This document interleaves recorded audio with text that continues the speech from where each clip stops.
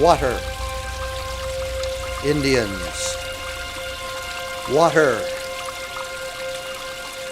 Miners. Water. Civil War soldiers. Each of these had an input to the creation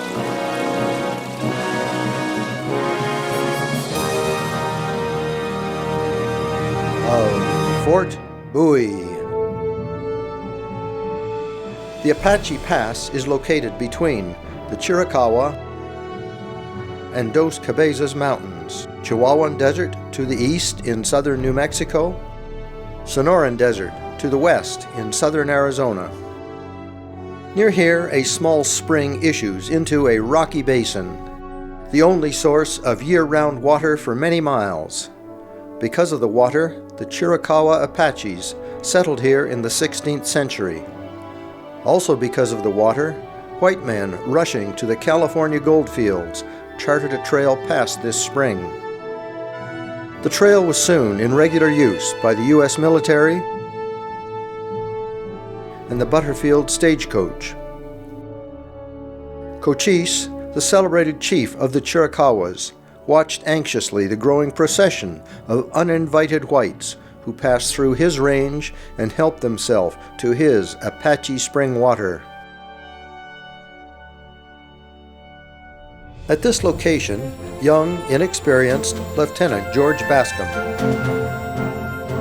met Cochise over the kidnapping of a white child. Bascom ordered Cochise and his family held till the boy was recovered. Cochise was insulted and escaped. In vengeance, he started attacking whites. In retaliation, Bascom hanged Cochise's relatives. The resulting Apache Wars lasted for a decade. Not a great way for a young lieutenant to become renowned. Also in 1861, after the start of the Civil War, California, a Union state, sent a column of soldiers to secure the Confederate-held New Mexico territory, which included what is now the states of Arizona and New Mexico. 80 miles east of Fort Yuma, they fought a skirmish where Confederates were burning Union supplies. Then a battle against a Confederate rear guard at Picacho Peak, guarding the Confederate capital at Tucson. Following the stagecoach route, the California column continued east, sending out a scouting party to the water source at Apache Spring. They were ambushed by the Chiricahua Apaches who held the spring. It was only with the use of artillery that the Indians were driven off. As a result of that battle, the first Fort Bowie was established, named after the commanding officer of the 5th California Infantry, Lieutenant Colonel George Washington Bowie. It was from here that the war against the Apaches continued. Cochise signed a peace treaty in 1872 with General Howard at Council Rock, near the Cochise stronghold in the Dragoon Mountains.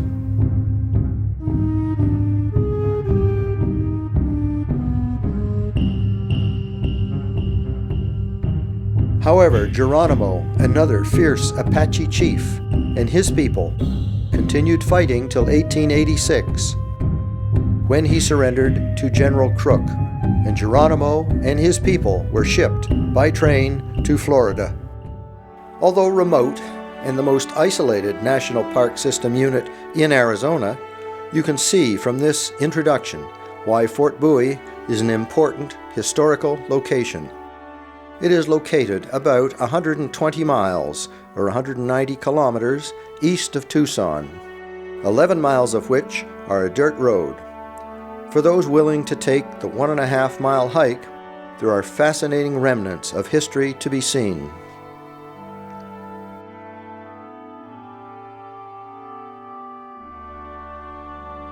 Starting right at the parking lot, there are boards with information on the history of this site, describing both the people who used the site and what the pass was used for.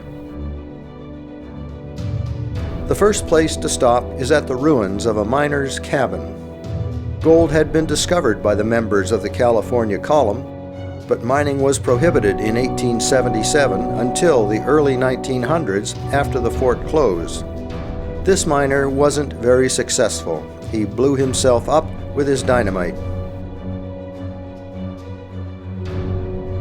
The stage station was built in 1858 and used until 1861, when the Southern Butterfield Overland Mail Route was taken out of use, as a result of the fighting with the Apaches over the Bascom affair. The Butterfield Overland Mail Route ran between Memphis and St. Louis on the Mississippi River and San Francisco in California. Its traverse through Apache Pass in present-day Fort Bowie National Historic Site was the highest point on the entire route. We can see the stage route where it crosses the hiking trail here.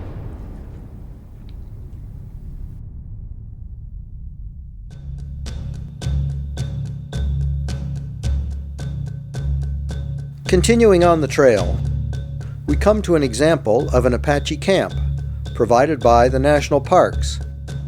Camps move frequently due to dwindling food supplies or discovery by enemies. This wiki-up is an example of the type of shelter used by the Apaches. A family camp consisted of several of these shelters, complete with a metate for grinding corn.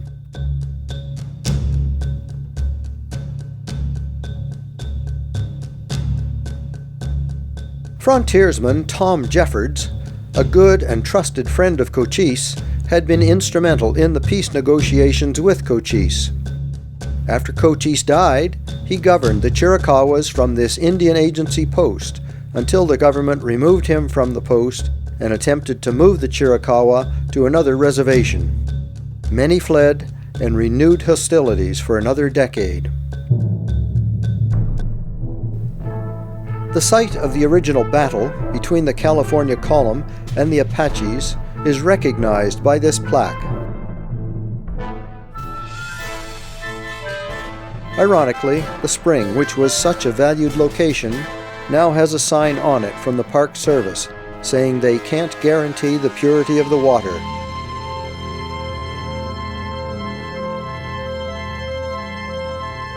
As well, on this visit in 2014, it is almost dry. The post cemetery was created initially before the fort was established for the interment of 3 privates of the California Column. After the fort was established, it was protected initially by an adobe wall and subsequently by a picket fence. Only civilian graves remain here since the Army moved all military, dependents, and unknowns to the National Cemetery in San Francisco in 1895. The grave markers show how difficult life was here. Dying at 5 months old,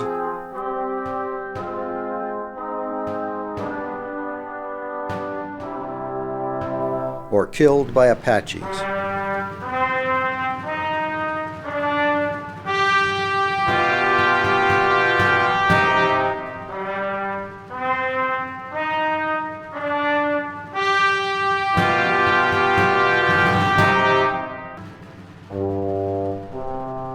O.O. Spence had earned the Medal of Honor, the highest award for bravery in the U.S. military, for gallantry in 1868 with the 8th Cavalry. After his discharge, he stayed to work at a stage station. He was killed by Apaches in 1876. One of Geronimo's sons, who died of dysentery, is buried here. He was part of a group including some of Geronimo's wives and children captured and held here in 1885. The first Fort Bowie resembled a temporary camp rather than a permanent Army post. With buildings built with crude stone walls. From the laundress's quarters near the first fort, we get our first view of the second Fort Bowie. An overlook on the hill shows the whole fort spread out before us. It is interesting to compare photographic views of the fort in the 1870s and now. The site preserves the remains of a fort in operation from 1869 to 1894, a key outpost during the territorial dispute with the local Apache Indians, which, after a long struggle, inevitably resulted in the surrender of the local chief Geronimo and exile for the remaining members of the tribe in Florida. Construction of the second Fort Bowie was started in 1869. 5 long years passed before the garrison finally moved to the new post, a complex of adobe, stone, and wood frame buildings, corrals, and stables. The cavalry barracks are the largest remaining structure, so I was able to walk into the ruins.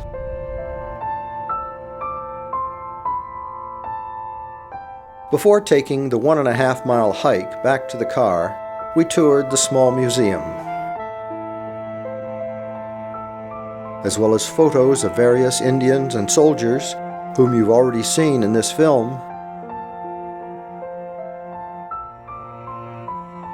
There were various artifacts that have been found or donated.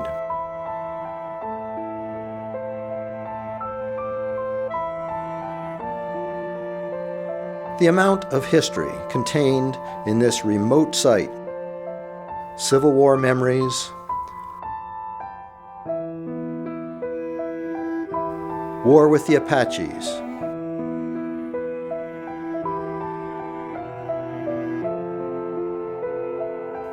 the Butterfield stagecoach line,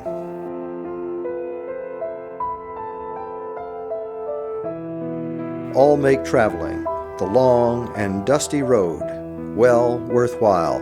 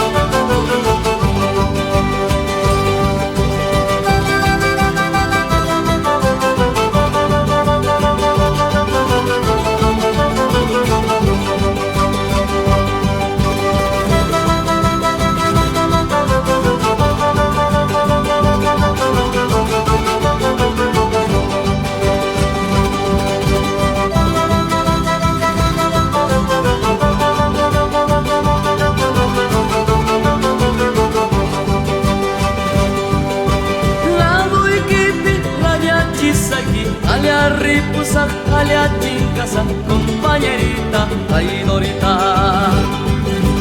Lagu ikipi, rabiachi saki, alia ripusa, alia casa, compañerita, traidorita.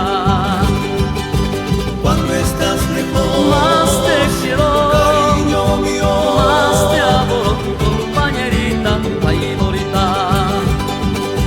cuando estás lejos, Más te quiero, cariño mío, más te adoro, compañerita, traidorita.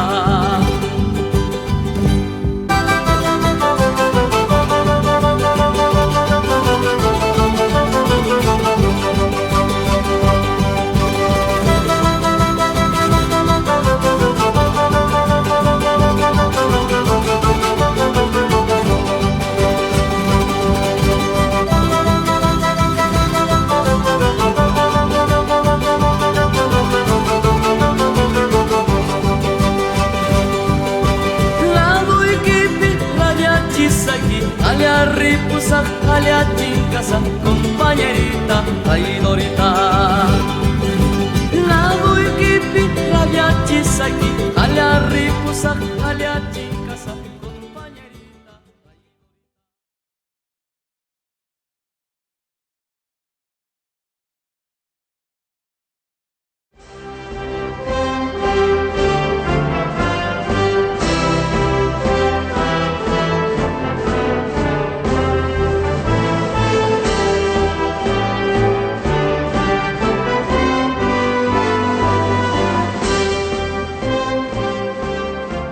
The well-known story of the Dam Busters raid by the Royal Air Force in May 1943 has some significance for me. When I was posted to Germany, the movie was shown at the Canadian Army Theatre every year. That's because one of the dams destroyed was on the Mona See, just 10 kilometers from Zost, where I lived and worked. Britain knew that they had to reduce the German production of armaments. A major industrial center was the Ruhr Valley. The factories in the valley used enormous amounts of electricity, and much of this came from the hydroelectric dams on the Mona See and the Eder See.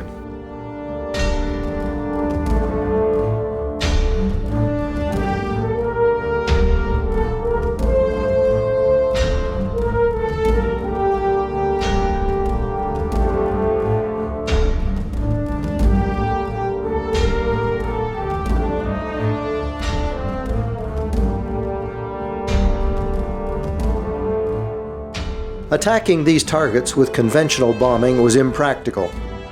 Torpedo nets used to protect the dams precluded conventional underwater weapons. The successful concept came from the mind of Barnes Wallace, the assistant chief designer at Vickers Aircraft.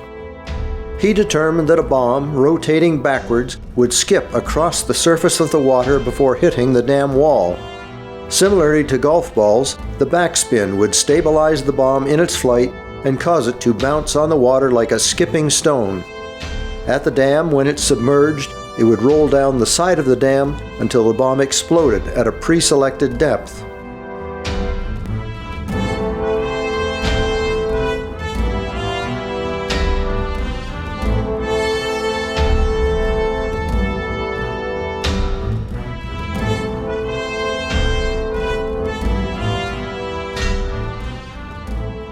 Air Vice Marshal Harris, the commander of Bomber Command, seen here observing this debriefing, did not want airplanes taken away from his bombing raids, but Barnes Wallace was able to go around him to Churchill to get permission for the technique.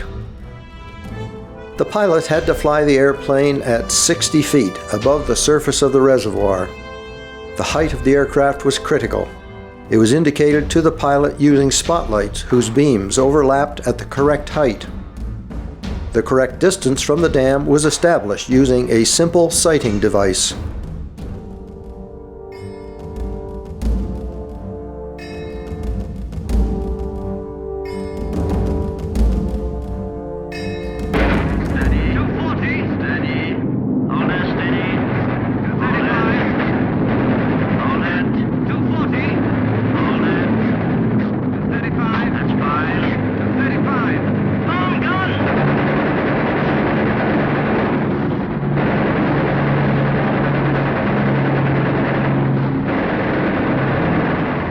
The motto, "After Me the Deluge," was an appropriate motto for 617 Squadron, newly created specifically for this mission. It absorbed some of the best airmen available. 133 men went out on this mission. 53 were killed, 3 were taken prisoner. There were 86 British, 29 Canadians, 15 Australians, 2 New Zealanders, and 1 American.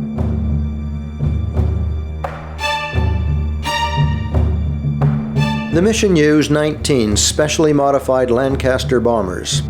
3 turned back due to flak damage or other equipment failures.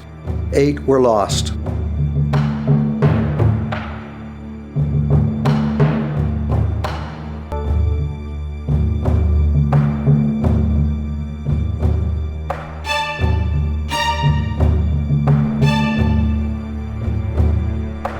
Wing Commander Guy Gibson commanded the squadron at 24 years of age. Incredible to me. At his age, I was a lieutenant, still very wet behind the ears. The attack was planned against 3 dams, the Muna and the Ader, shown here, and the Sorpe.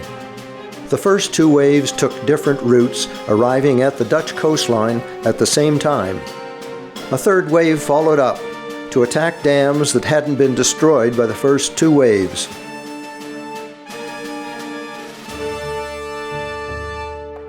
Five aircraft reached the Muna Dam. It was breached from 2 bombs that hit the target.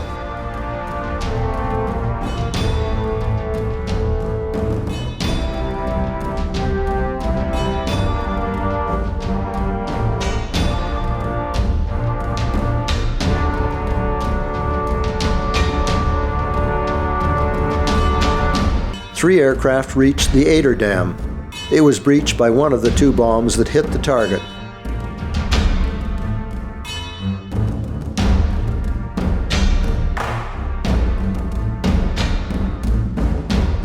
The Sorpe Dam was not breached. The damage downstream was immense. As the water rushed down the Ruhr Valley, 600 German civilians and 1,000 Russian slave laborers were killed.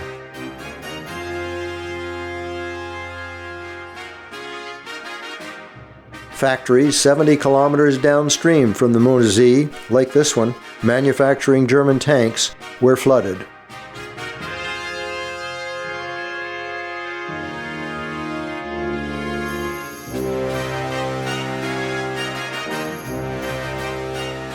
As part of my responsibilities in Germany, I managed a maintenance contract with this British base workshop in these buildings on behalf of the Canadian Mechanized Brigade Group in Germany. There was a marker in the workshop showing the level that the water had reached. One of the main pieces of equipment overhauled were these Centurion tanks.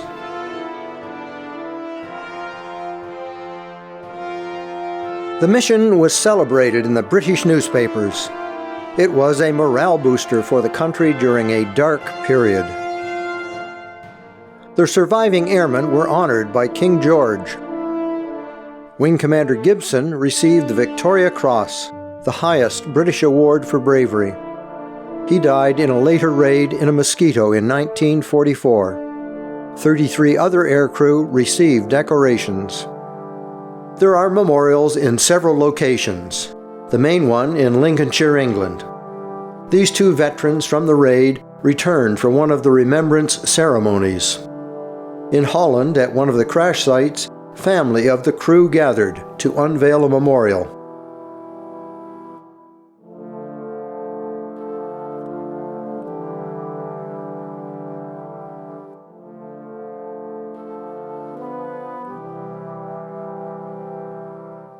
Other crash sites in Germany and Holland are unofficial and were put up and are maintained by independent groups or individuals.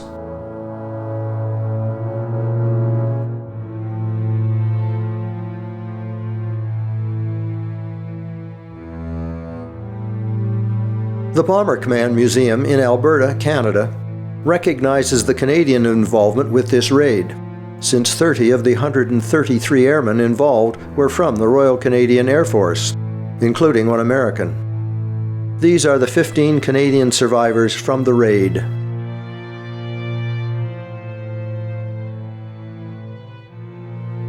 The raid on the dams was only part of what Bomber Command contributed, at great cost.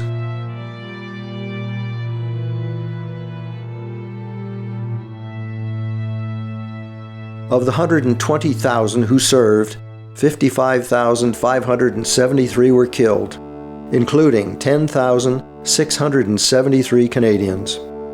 It is gratifying to know that the contribution and sacrifice of these young men is still recognized.